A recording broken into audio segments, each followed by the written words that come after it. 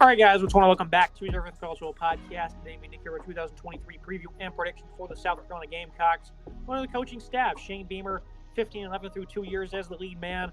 Big hit with the fan base. The son of Frank is coming in it, and he's done a great job in Columbia so far. Dwell Loggins is the offensive coordinator. Spent the last 2 seasons as the Arkansas tight end coach. And Clayton White enters his 3rd year as the defensive coordinator. Beamer ball coming into full effect potentially. A red-hot rally to end 2022 was South Carolina. Looking at this offense, Nick, certainly performed on the stat sheet, 32.2 points per game, but the yardage total, they're about 72nd in that. The running game was just flat out awful, 112 yards per contest on the ground. But when you look what they have at cornerback in Spencer Rattler, and this is a guy everyone knows about, great arm talent, his elite zip to all areas of the field, top velocity downfield. The field vision and decision-making is still big concerns, though, but over the final 3 games of the season, he flat out balled. The offense was a big play machine. Needs to prove leadership and will need to get more comfortable in the pocket. A quite inconsistent player, Nick, across the board. 6'1", 215, former number 1 recruit, projected number 1 overall pick at one time, projected Heisman winner also. And the guy that was his backup at Oklahoma and Cale Williams took the reins of that, and he has those notions now. Spencer Rattler does not. I know that's got to light a fire up in him inside. I would hope so. I think that, him and Shane Beamer working together is going to do wonders for him. But those negatives he has certainly needs to improve. And if he can do that, he's going to be one of the tops in the nation. It's a fantastic duo, Beamer and Rattler here. Shane Beamer has been a fantastic hire. I've said a few times now that if Beamer had still been at Oklahoma when Lincoln Riley left, that he should have taken. He would have been who I would have called to take that job and take over Oklahoma. Obviously, Brent Venables was a good coach, but I think Shane Beamer adds a level of excitement and energy. He's a young guy, 46 years old, that has all that energy and excitement. And obviously, he was rewarded with a new contract extension and a salary increase. He's being paid $6.125 million this season, 122% raise off his 2022 salary. So obviously, the folks in Columbia believe in Shane Beamer, and I certainly do as well. Spencer Rattler is a fantastic quarterback. The touchdown production is not quite where you want to see at 18 touchdowns and 12 interceptions. So clearly the mistakes are there still. He does have bad decision making, throws in the run a little bit too much, some poor footwork at times, but completion percent at 66% is not bad. 3,000 yards passing. Good leader, so much raw natural talent, and he certainly does have that fire under him, in my opinion. Seeing Caleb Williams, who was his backup, take over the reins and then move to USC, has dominated college football, won the Heisman Trophy. Certainly, it's got to make you feel something when you were a former number 1 recruit and you got ran out of town in Oklahoma and ended up here at South Carolina, which I think is a perfect landing spot for him. Spencer Rattler, I think, is primed for a big season. I don't think it's Heisman worthy. I don't think it's going to be SEC Offensive Player of the Year worthy, but I think it's going to be a very big season for Spencer Rattler. He only had 1 game of 250-plus passing yards in the 10 before the game at home against Tennessee, where he put on a clinic, 438 and 6 touchdowns, had 360 the week after that. On the road, they were able to knock off Clemson finally. That's one thing going for Shane Beamer. The Gamecocks did not do that for a long time in their rivalry. And then he had some great throws against Notre Dame at 246 in that game. Something completely changed, Nick, over those final 3 games for this football team. They lost 38-6 at Florida, and then the final 3 games of the year, 2 wins, and then that loss to Notre Dame in a game they probably should have won. Look at this receiving core. Antoine Wells, GMU transfer, was electric. Strong yak abilities, natural playmaker who tracks the ball with physicality and hands, 6'1", 207. Xavier Legette is showing flashes as a big playmaker. Doesn't really have the production to back it up. Eddie Lewis, a big weapon from Memphis who's had a great offseason, figures to be a reliable option early and often. And then I like Trey Knox, a good pass-catching tight end, 6'5", 250. Follows his ex-tight end coach from Arkansas and Luganes. Solid group that's top-heavy. Depth will need to be proven, Nick. But again, that momentum they had over the final 3 games of the year was completely unexpected. It's very motivating for this program, but things were really going sour there late in the season. Certainly some great momentum towards the end of the season. Wells is a fantastic wide receiver, top receiver, returning 928 yards, receiving 6 scores for him.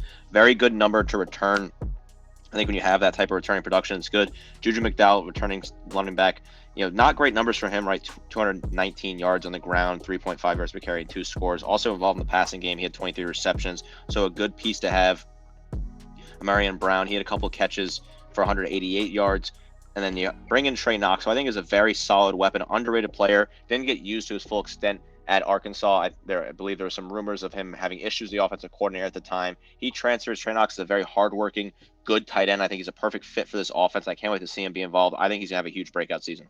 Especially with the departure of Jaheim Bell. They picked up Mario Anderson from Newberry College to kind of anchor this backfield. Marshawn Lloyd, of course, departs. He's a powerful runner who's shown durability at 5'9", 210. Of course, there's a big bump here in competition Juju McDowell has proven he can be a big playmaker.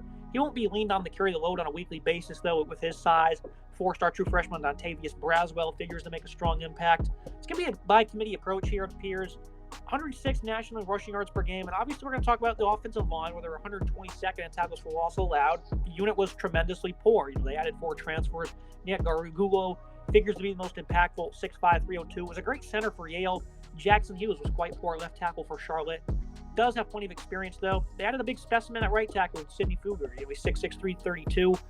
Amongst the returnees, Ja'Kai Moore. He can play anywhere on the left side. Trey Jones at left guard only played about 200 snaps. He was pretty below average. Rashawn Lee also wasn't that great. Plenty of snaps went around in the O-line. None of the returning pieces really panned out last season, Nick. Tyshawn Wanamaker can play anywhere on the right side. There's plenty of hope for this unit, Lonnie Teasley as the coach, but it's an uphill climb for this O-line. I do like the commitment, though, to go out and get some bigger bodies to be in this physical conference. But this run game needs to be a lot better. That's certainly going to help Rattler in this passing game out. Certainly a mess of an offensive line this past season. A lot of pieces they brought in. I think the transfers were smart. I think Jackson Hughes is a good player at left tackle potentially. Marquis Anderson, Nick Garliano as well. Basically revamping that entire left side potentially. All of those transfers could start in that left side. Tyshawn Wanamaker, good player to have on your right guard. I'd like to see him step up this year. This is a unit that's got to improve. Those numbers are just not good for this unit at all. Looking at the grade for me, I'm going to give it a B. I think Spencer Rattler can be great. 3,000 yards, it's a pretty solid number, but for the most part of the year, they weren't doing anything. Again, only one game of 250-plus yards. I'm still a believer, though. I definitely think they can get a lot more out of him. Eddie Lewis and Antoine Wells, the only really proven commodities at wide receiver, and I'm not a fan of the O-line or the running game. I think B is just fun. I just don't think this is a very talented unit. And if they didn't have Rattler, I'd probably be even more negative, Nick. I agree. This is a unit that has some high upside. I think when you get, depends on what unit you get, right? Do you get the one that shows up and dominates against Tennessee, dominates at Clemson, or do you get the one that struggles against Georgia and struggles against Florida and Missouri and schools of that nature, right? It's really a coin flip here. They got to find more consistency to be able to dominate. Spencer Rattler's got to be able to have that consistent arm and consistent focus on the field and cut down on the turnovers. 12 interceptions is far too high. Has to be in the low single digits for me. And I think it's certainly possible with the raw talent he has, but I just have to see if he's going to be able to do it. Well, going into that Tennessee game the week prior, we kind of discussed how this receiving core against the Tennessee secondary, it's awful. It was kind of a mismatch. We didn't want to pull the trigger, though, because they were flat out awful the week prior against Florida. And so 438 and 6 touchdowns, no way around that. Any way you put it, that's a great effort. I'm glad they were able to take advantage of those matchups. So we need to see that more this season, Nick, because last year in these games, especially against teams like Florida, where they got hammered, unable to do that. Same with Arkansas, they were playing from behind in that game. Final thoughts on this offense, because again, I don't think it's a greatly talented unit, but if they can take some advantage of mismatches here and play to their strengths, I think they can be a really dangerous unit. I think that points per game number certainly reflects that. I think they can certainly score 32 points per game again this year. I think they have a lot of weapons and a lot of talent that can break out at any moment in time. It's just the consistency that struggles. They have to find a stable offensive line to give Rattler time and protection to be able to find those passing lanes and be able to throw out of the pocket. Well, the defensive side of the ball, this is a team that only returns 4 starters, only had 20 sacks, so the pass rush wasn't evident. They lose 8 guys in the portal. 2 key figures on the D-line, Gilbert Edmond, Jordan Birch. They only added 2, both of them on the D-line, so we didn't see much portal work here for defense. They really struggled in the trenches. Tonka Hemingway, though, pretty sure he was an All-American. Excellent feel for working off blockers, high-effort pass rusher, strong tackler. Has good power in his hands to shed, shows impressive burst, and enough quickness off the edge. On the interior, it's much of the same faces. Alex Huntley was below average, nearly 300 snaps. TJ Sanders wasn't much better. Nick Barrett was a tad bit better. Those 3 vets are back. Neither were all that promising, though. Jordan Strong coming off the edge. This was a guy who's a dynamic pass rusher, at least in the past. Holds up quite well versus the run. They're happy to have him back. Tyreek Johnson was an ample performer in his limited snaps. Experience is a plus. I do think that Strong's return will provide a nice duo off the edge, him and Hemingway. I think we see some good improvements up front. But to what tune is certainly the biggest question, Nick. 117th against the run, only 20 sacks. Need better. Certainly have to find a way to improve for this defensive line. There are some solid players here. Tonka Hemingway is a fantastic player to return. 33 total tackles, 8 tackles for loss, 4 sacks for him. I like the production out of Hemingway. I think he's a very talented player. Alex Huntley at nose tackle got some limited snaps, but good experience overall. 21 total tackles for him, a sack and a tackle for loss each. He's a decent player. I like the size on Huntley. TJ Sanders as well. Limited appearances, 16 total tackles for him, a tackle for loss and a sack for him. Good player. I think he's got some good experience over time, getting a few snaps here and there. This is a decent unit that has some production potential. Jordan Sarachan as well, 10 total tackles, 3 tackles for loss in only 2 games. So he, had good numbers before he got hurt and did not play the rest of the season. Overall, this is a decent unit that has some potential, dynamic, good pass rushers that can get after the quarterback. Looking in the middle of their defense, I was certainly concerned about the linebacking core going into the year. I think that's certainly going to be the same notion here. Sherrod Green departs, Brad Johnson, those two veterans, they're no longer there. So you're going to have to look at some new faces. Mohamed Kaba only got to see 2 games last season. Debo Williams was on the field a good bit. Really didn't do much, though, other than show some efficiency as a pass rusher. Bam Martin Scott really made some waves when he was on the field. Stone Blanton wasn't good one bit. This doesn't seem to be a typical SEC linebacking room, Nick. Good concerns here, but once more, the experience could be a big edge because they certainly do have that to their name. But again, maybe I'm being too harsh, but again, it just doesn't seem like a typical SEC middle of your defense. It's going to be led by some enforcers and playmakers. I agree. They do kind of lack those heavy hitting enforcer type player. Debo Williams is good with the 43 total tackles, 4.5 tackles for loss, 1.5 sacks for him. I like the numbers out of him. He's kind of your leader there in the middle. Mohamed Kaba as well is a really good player. Just limited appearances last year due to injuries. I don't think this unit's fantastic. I think there are some decent pieces here with Kaba and Williams, but overall it's a very weak middle linebacking unit. It's certainly not great for the middle of your defense. You look at the secondary, this was the highest unit we were on last year with this football team. Very excited for what they had in the secondary. I'd say they certainly lived up to expectations. They were only 34th against the pass, but that doesn't tell the full story. They gave up only a 54% opponent completion rating. They snagged 15 interceptions. They had a lot of guys break out also. They have a very talented secondary once more. Marcellus Dial was a really good performer for them out wide. He unexpectedly stood out. Expect him to be even better this year. O'Donnell Fortune was really good for them as well in coverage. Pleased with the duo they have out wide. The veteran David Spalding should anchor the spot. He's been mainly a liability, though, since joining this conference. I believe he came over from Georgia Southern. Nick Imiwari at safety wasn't all that great in coverage, but showed out in the box, was very effective versus the run. Nice sound tackler. DQ Smith alongside him struggled mightily, but had 800-plus snaps. Both were true freshmen, though. That's great to see 2 true freshman DBs get on the field in this conference and make somewhat of an impact. That's going to be big news for them moving forward. Kajon Banks and Peyton Williams, they'll need to play better to spice up the competition and establish some quality depth at safety. The secondary, Nick, was as expected really good, but they do lose Darius Rush. Cam Smith is gone. I think they're well equipped to stay within the top 50 in pass defense, but they might have some issues versus tougher opponents. South Carolina has been known for producing really good, talented players in their secondary. J.C. Horn came out. Yeah, that's a good example there of a player that came out of the secondary, very talented. I like the numbers they have here. Nick Imiwari is a good player, 85 total tackles, led the team in tackles this past season. Good hard-hitting player, play him kind of in at free safety, get him moving around, strong safety potentially. Really good player, DK Smith, I like him a lot at free safety as well. Good player, 54 total tackles, 2 picks, 5 pass breakups for him. Marcellus Dial, 12 pass breakups for him, 45 total tackles, 3 picks. Good player, good physical player. You kind of throw it left cornerback. I like him on the left side. I think he's a very talented player. O'Donnell Fortune as well. Got good experience in limited games. 16 tackles for him, two picks for him. David Spalding missed some time last year, but he's a decent player who had 3 pass breakups in his limited appearances. It's a very deep secondary for me. I like this unit a lot. There's a lot of talent here. I think it's a very exciting secondary that has a lot of good options. I'm still going to go with a B, though. Activity in the trenches needs to significantly improve. The linebacking core needs to see some improvements also. Overall, the run defense has to be better. And it's mainly some of the same guys. Jordan Strong coming back certainly establishes a formidable duo as pass rushers. But those 2 guys can't do it alone. The secondary is going to need more help.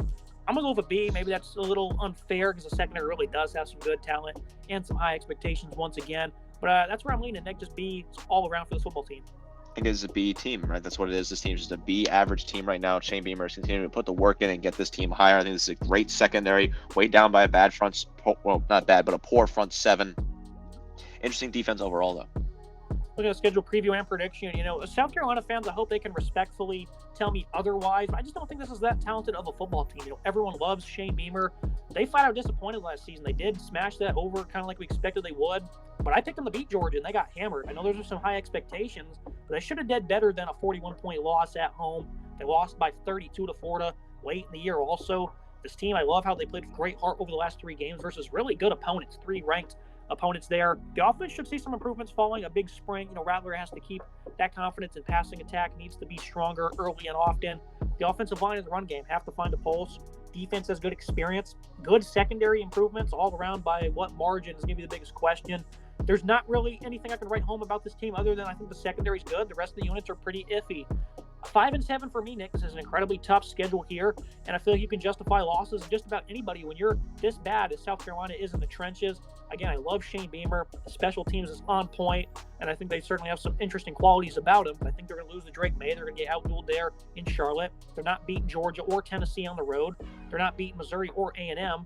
I don't think they're going to beat Clemson this year either. Kentucky's also difficult. 5-7 for me. I do think they'll beat the Gators and get revenge there. This is going to be a hard year, though, for South Carolina. I hope they prove me wrong.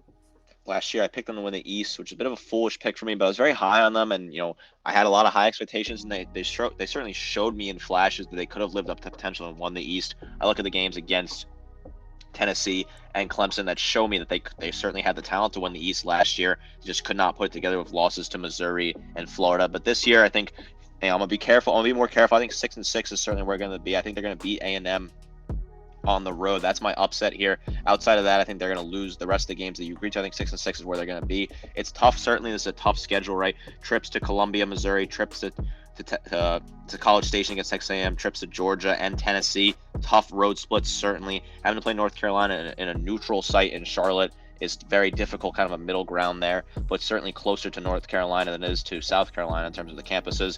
This is tough, certainly, for South Carolina. I love Shane Beamer. He's one of my favorite coaches in college football. He's doing it right. I've always said that if you want to build a program from scratch, you've got to get the culture first on campus, get the fans involved. Social media plays a big role in that. Shane Beamer knows that. I mean, he does the skits. He goes on the SEC Network shows. He's a player's coach. I love everything about Shane Beamer. Very exciting, and he's building that culture one step at a time, and recruits will certainly follow. South Carolina will continue to bring in a lot of talent and potentially build up to that really good team in the SEC, but right now I think it's gonna be just a tough year, kind of a tough transitioning period right now after what was a really good season where they achieved expectations for most people, underachieved expectations for you and I. Yeah, I mean, I think a realistic approach for this program is how are they going to get to that next level, especially with some newcomers in the conference in Oklahoma and Texas. The schedules are going to be a lot tougher now. Shane Beamer's got to really have his work. His hands are going to be full. Really has to put in a lot of work to get this program to that next level. I think they can certainly be in that 7 to 8 win range on a yearly basis, but that's not going to cut it. I'd like to see this program do a lot more. But right now, Nick, that just seems impossible to accomplish. It's really going to be tough for Shane Beamer here. I really want it to work out, and I think they're going to give him an incredibly long leash. But at this moment in time, it definitely seems like it's going to be really tough to have long-lasting success here in the SEC. The leash is certainly long in Columbia. The extension obviously shows that. He's the highest paid coach in history, and obviously the history of him and Frank Beamer's son. It's just tough competition. They're in a tough spot, I think. You look at other schools in the conference. Ole Miss was kind of in that same position for a while, where they're going to be able to break through. Kiffin pushed them to that next level. Can Beamer get them to the same level that Kiffin has got Ole Miss to? I think it's certainly possible over time, and that's kind of where you're shooting if you're South Carolina here. You want to be in that 8 to 9 win range where Ole Miss has hit that ceiling, or 8 to 9 win is their ceiling. I think that's going to be kind of where South Carolina wants to get to that at this point. Very tough schedule, certainly, and it's not helpful having to play Clemson yearly out of conference. I love the rivalry, but it certainly doesn't help you from a scheduling standpoint. And they go out and schedule tough opponents as well. North Carolina is not a pushover by any stretch of the imagination, so I think they have some experience there in terms of scheduling tougher opponents, which is not making the job any easier.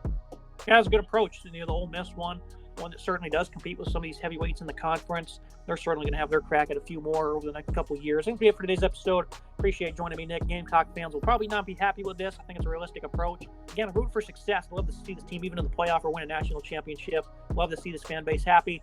And, of course, Shane Beamer doing well. I'm so sorry to put the prediction out there. I certainly do apologize. It's just look at the facts. You got to put the numbers here. Got to be more cautious this year after a little disappointing last year. Love this team. Love the direction though. Shane Beamer, one of the best coaches in college football in terms of personality and energy. Make sure you guys like, comment, subscribe. See you next time.